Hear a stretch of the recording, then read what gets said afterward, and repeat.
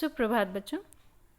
बच्चों, आज आपको ये क्या दिख रहा है वीडियो में? सबसे पहले आपको दिख रहा है इसमें आइसक्रीम दिख रही है, चॉकलेट दिख रही है और यहाँ पर आपको पिज़्ज़ा दिख रहा है। तो ये सारी चीज़ें हमें खाना बहुत पसंद है। आपको भी बहुत पसंद होगा, है ना?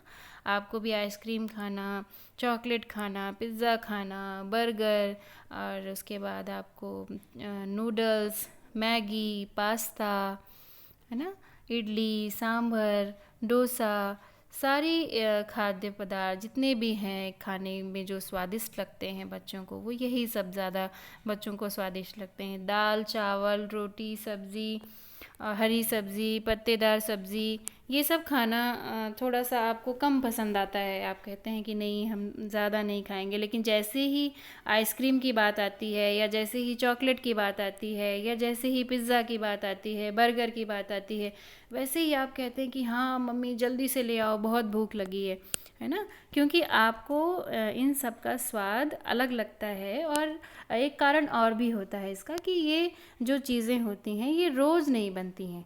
रोज़ जो चीज़ें हमारे घर में बनती हैं उसको खा के थोड़ा सा हमें ये हो जाता है कि हम रोज़ रोज़ उसको खाकर थोड़ा सा ऊब जाते हैं। इसका ये भी एक कारण होता है और इन सब का स्वाद भी अलग होता है। तो आज हम देखते हैं कि जो है ज़रूरी नहीं है कि जो चाइनीज़ है या फिर जो नूडल्स है, पास्ता है, ये सब आपको चीन में ही मिलेगा। या फिर जो दक्षिण भारतीय व्यंजन है, आपका इडली हो गया, डोसा हो गया, सांभर हो गए, तो ये आपको दक्षिण भारत में ही मिलेगा। ऐसा अब कुछ भी, या ढोकला है तो आपको गुजरात में ही जाके मिलेगा, ऐसा अब कुछ भी नहीं है। आज के समय में सारी चीज़ें आपके घर में बन रही हैं, मम्मी बना रही हैं। जिसको नहीं आता हम ऑनलाइन या यूट्यूब की सहायता से उसको सीख लेते हैं और अपने हर तरह के खाद्य पदार्थ, हर तरह की चीज़ें आपके अपने घर में बन रही हैं। तो आज आपको नहीं लग रहा कि आज कि आपकी अध्यापिका आप क्या बात कर रही हैं? आज सब खाने पीने की बात हो रही है। शायद आज कुछ हम पढ़ने वाले नहीं हैं, सिर्फ आज हमारी ऐसी ही क्लास होने वाली है, या ऐसा ही वीडियो हम आज देखने वाले हैं। कुछ खाएंगे या फिर पढ़ेंगे, आज क्या करने वाले हैं, है ना? तो चलिए, आपको मैं कहती हूँ कि ये जितना भी आपकी वीडियो में फर्स्ट स्लाइड में आपको जो भी दिख रहा है यहाँ पर, उसमें से आप सोचिए कि आप किसके बारे में आज पढ़ने वाले हैं। क्या आप आइसक्रीम के बारे में पढ़ने वाले हैं, या फिर आप पिज़्ज़ा के बारे में पढ़ने वाले हैं, या फिर आप चॉकलेट के बारे में पढ़ने वाले हैं? क्योंकि पढ़ने तो वाले हम, पढ़ने तो हम जा रहे हैं, लेकिन किसके बारे में पढ़ने जा रहे हैं आप सोचिए। चलिए मैं बताती हूँ। आज हम पढ़ने जा रहे हैं पिज़्ज़ा के बारे में, जो आजकल के बच्चों का सबसे ज़्यादा पसंदीदा खाद्य पदार्थ है। आपका सबसे ज़्यादा पसंदीदा खाद्य पदार्थ क्या है? पिज़्ज़ा है। तो आज हम पिज़्ज़ा के बारे में पढ़ने जा रहे हैं और मैं शिखा सिंह इसको प्रस्तुत कर रही हूँ। तो ये आपका अगला अध्याय है, पाठ 9, जिसका नाम है पिज़्ज़ा। और मैं इसको पढ़ूंगी और साथ साथ कठिन शब्दों के अर्थ बताते हुए आपको पाठ को समझाऊंगी भी। तो आप हमारे साथ साथ साथ पढ़ेंगे। अध्यापिका कहती हैं कि आज आपकी रुचिकर खाद्य वस्तुओं की बात करते हैं। जैसा कि अभी हमने बात किया, आपकी जो भी पसंदीदा चीज़ें होती हैं, खाद्य पदार्थ हैं, उनके बारे में जैसे मैंने बात किया आपसे, वैसे ही अध्यापिका कक्षा में कहती हैं कि बच्चों चलो, आज हम आपकी रुचिकर खाद्य पदार्थों के बारे में, यानी जिसमें आपकी रुचि होती है, जिसको खाना आप पसंद करते हैं, उसके बारे में बात करते हैं। जैसे चॉकलेट, टॉफ़ी, आइसक्रीम तो सभी बच्चों ने खाई होंगी, लेकिन पिज़्ज़ा कितने बच्चों ने खाया है? तो सभी बच्चे क्या करते हैं? सभी बच्चे हाथ ऊपर कर लेते हैं, क्योंकि सभी ने खाया है पिज़्ज़ा, तो सबको पसंद है। फिर अध्यापिका कहती हैं, अरे वाह, सारे बच्चे पिज़्ज़ा खाना पसंद करते हैं। अच्छा बताओ, पिज़्ज़ा सबसे पहले किस देश में बना था? आपके लिए भी नया सवाल है ना? लेकिन आगे से आपके लिए नया सवाल नहीं होगा, क्योंकि खाते सभी हैं, लेकिन बहुत कम लोगों को ये बात पता है कि पिज़्ज़ा जो है वो सबसे पहले किस देश में बना था। बच्चे कहते हैं कि नहीं मालूम, क्योंकि उनको तो पता ही नहीं है, वो तो सिर्फ खाते हैं। अध्यापिका बोलती हैं मैं बताती हूँ। पिज़्ज़ा की उत्पत्ति यानी पिज़्ज़ा कहाँ बना सबसे पहले?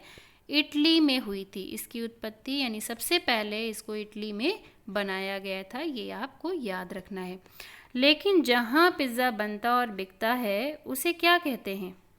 तो राघवन कहता है पिज़्ज़ा हट, क्योंकि आप वहीं पे जाकर डोमिनोज़ में जाते हो, आप सबसे अच्छा पिज़्ज़ा वहीं पे मिलता है ना, डोमिनोज़ में। तो कहते हैं कि राघवन कहता है पिज़्ज़ा हट, क्योंकि उसको पता है कि पिज़्ज़ा हट से आप लोग ख़रीद कर लाते हो, इसलिए आपको पता है कि पिज़्ज़ा हट में मिलता है। लेकिन आपको ये नहीं पता है कि सबसे पहले इसकी उत्पत्ति किस देश में हुई थी। तो अब हमें पता चल गया है कि सबसे पहले इसकी उत्पत्ति इटली देश में हुई थी और पिज़्ज़ा हट से हमें ये मिलता है। अध्यापिका कहती हैं कि बहुत बढ़िया, खुश हो जाते हैं और कहती हैं कि बहुत बढ़िया। जानते हो, जब ओवन नहीं थे तो पिज़्ज़ा कैसे तैयार किया जाता था? अब तो आपके घर में ओवन पे बनता है, बहुत लोग तवे पर भी जो है इसको बना लेते हैं अब तो ढक के, तो काफ़ी प्रचलित हो चुका है और तरह तरह से लोग इसको बना लेते हैं। तो कहते हैं कि जब ओवन नहीं था तो पिज़्ज़ा कैसे तैयार किया जाता था? सब बच्चे चुपचाप अध्यापिका का मुंह ताकते हुए, यानी सभी बच्चे चुपचाप अध्यापिका का मुंह देखने लगते हैं कि अगर बिना ओवन के, बच्चे सोचने लगते हैं कि बिना ओवन के कैसे पिज़्ज़ा बनाया जा सकता है। अध्यापिका कहती हैं विश्व का पहला पिज़्ज़ा हट, विश्व का, यहाँ पर हम बात कर रहे हैं पूरे विश्व की। विश्व का पहला पिज़्ज़ा हट 1830 में पोर्ट एल्वा में खुला था। विश्व का जो पहला पिज़्ज़ा हट था वो 1830 में ईस्वी में पोर्ट एल्वा में खुला था। उस समय जहाँ पिज़्ज़ा पकाया जाता था उस स्थान के किनारों को स्थानीय ज्वालामुखी के लावा से भर दिया जाता था। यानी जो जहाँ पर ये पिज़्ज़ा पकाया जाता था वहाँ का जो स्थानीय यानी जो जो उस स्थान का जो ज्वालामुखी वो था, लावा होता है ज्वालामुखी पर्वत से निकलने वाला जो तरल पदार्थ होता है उसको लावा कहते हैं। यानी उसको उसे जो चूरे की तरह से जो निकलता है वो गर्म होता है बहुत, वो आपका होता है लावा। जब ज्वालामुखी फूटती है तो उसके अंदर से जो तरल पदार्थ निकलता है वो लावा होता है और वो बहुत गर्म होता है, ठीक है ना। तो उसी को किनारे किनारे जहाँ पर लावा इकट्ठा होता है, लावे की तपिश से यानी उसकी गर्मी से पिज़्ज़ा पकते थे। विश्व का जो पहला पिज़्ज़ा हट बना था वो 1830 में पोर्ट एल्वा में खुला हुआ था और वो कैसे पकता था? लावा की तपिश से, यानी लावे की गर्मी से। अमेरिका में पहला पिज़्ज़ा हट 1905 में खोला गया। उसके बाद कहाँ खोला गया? अमेरिका में पहला पिज़्ज़ा हट खोला गया 1905 ईस्वी में। इसे खोलने वाले थे गेन्नेरो लोम्बार्डी। अमेरिकी डेयरी एसोसिएशन के सर्वे के अनुसार पिज़्ज़ा अमेरिका का चौथा सबसे अधिक पसंद किया जाने वाला खाद्य पदार्थ है। एसोसिएशन यानी संगठन जो इससे काम करते हैं इस पर। तो उसका एक अमेरिकी डेयरी एसोसिएशन का एक सर्वे हुआ जिसके अनुसार ये बताया गया कि पिज़्ज़ा जो है वो अमेरिका का चौथा, यानी 3 और हैं, उसमें चौथा सबसे ज़्यादा लोगों के द्वारा पसंद किया जाने वाला खाद्य पदार्थ है। वहाँ चीज़, आइसक्रीम व चॉकलेट को भी बहुत पसंद किया जाता है। फिर शबनम कहती है अध्यापिका जी पिज़्ज़ा इतना लजीज कैसे बनता है, इतना स्वादिष्ट कैसे बनता है पिज़्ज़ा? फिर अध्यापिका कहती हैं कि वैसे तो प्रत्येक पिज़्ज़ा हट में ग्राहकों की मनपसंद टॉपिंग को डालकर पिज़्ज़ा तैयार किया जाता है। यानी जिस ग्राहक को जो भी पिज़्ज़ा हट वो जहाँ पर पिज़्ज़ा बनाया जाता है और बेचा जाता है, और कहते हैं कि वहाँ के जो ग्राहक होते हैं उनके अनुसार टॉपिंग की जाती है। उसमें जो मटेरियल जो चीज़ें ऊपर लगाई जाती हैं वो ग्राहकों के अनुसार लगाई जाती हैं, यानी उनको जैसा पसंद होता है वैसा। किसी को चीज़ ज़्यादा पसंद होती है तो वो ब्रस्ट पिज़्ज़ा जिसको आप कहते हो जिसमें चीज़ का ज़्यादा इस्तेमाल करते हैं, ऐसा वाला पिज़्ज़ा बनवाते हैं। किसी को सब्ज़ियाँ ज़्यादा पसंद होती हैं तो वो सब्ज़ियाँ डलवा के बनवाते हैं। तो सबके अपने ग्राहकों की पसंद से बनाया जाता है। परंतु इसमें मुख्य वस्तुएं होती हैं टमाटर की चटनी, यानी जिसको आप केचप, टोमेटो केचप आप लगाते हैं, कुछ लोग टमाटर की वैसे चटनी बनाते हैं। चीज़ और टॉपिंग, ये 3 चीज़ें इसमें बहुत ही मुख्य होती हैं। नेहा कहती है पिज़्ज़ा में डलने वाली मोज़रेला चीज़ भारतीय भैंसों के दूध से बनती है।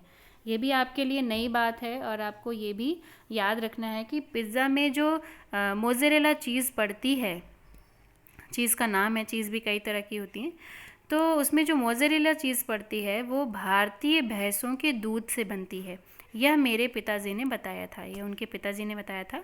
अध्यापिका कहती हैं कि हाँ बिल्कुल सही, उन्होंने ठीक ही कहा था। फिर शकील कहता है कि विश्व का सबसे बड़ा पिज़्ज़ा दक्षिण अफ्रीका के जोहान्सबर्ग में बनाया गया।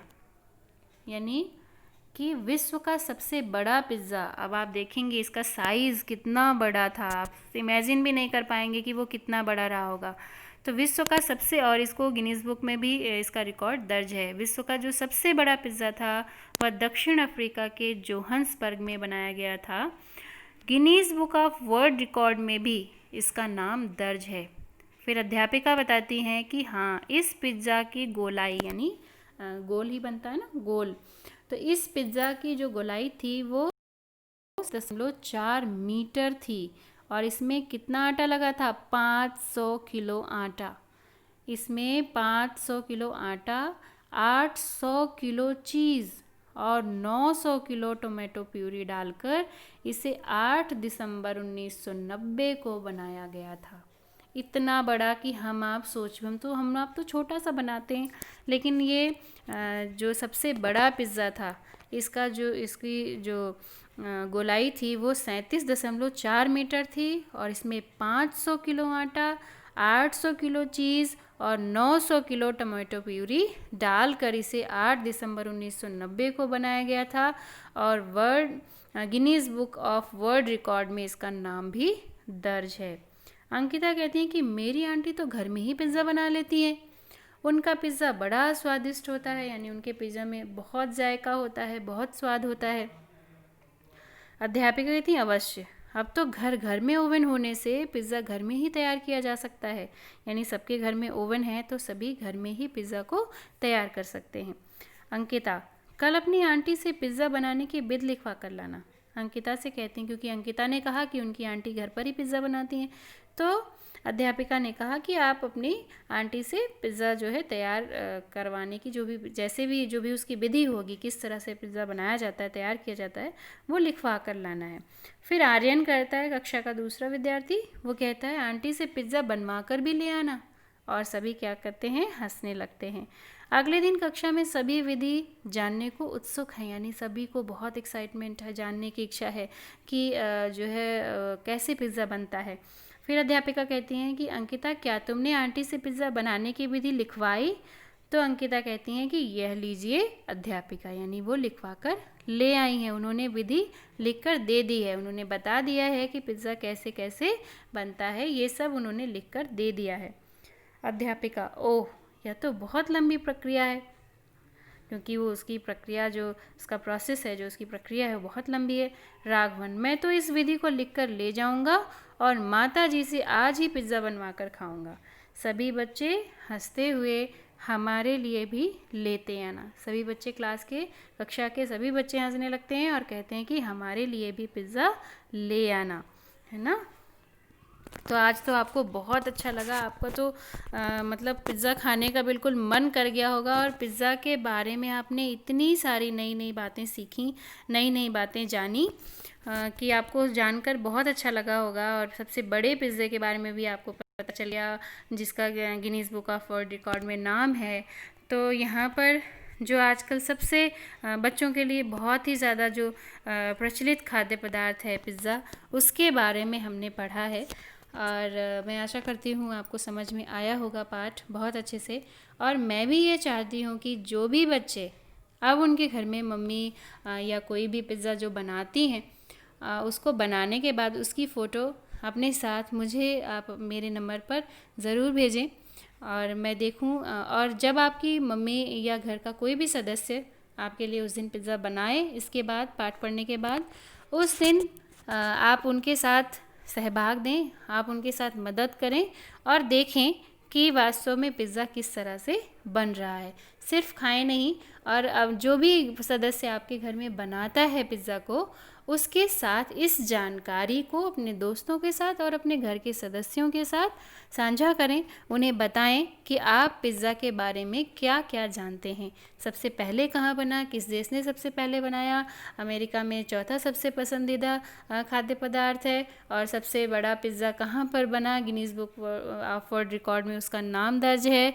उसकी गोलाई कितनी थी, उसमें कितना आटा लगा, कितना चीज़ लगा, है ना। ये सारी चीज़ें, सारी बातें आप अपने दादा दादी और अपने परिवार के सदस्यों के साथ, भाई बहनों के साथ उसको साझा करें, बताएं। धन्यवाद।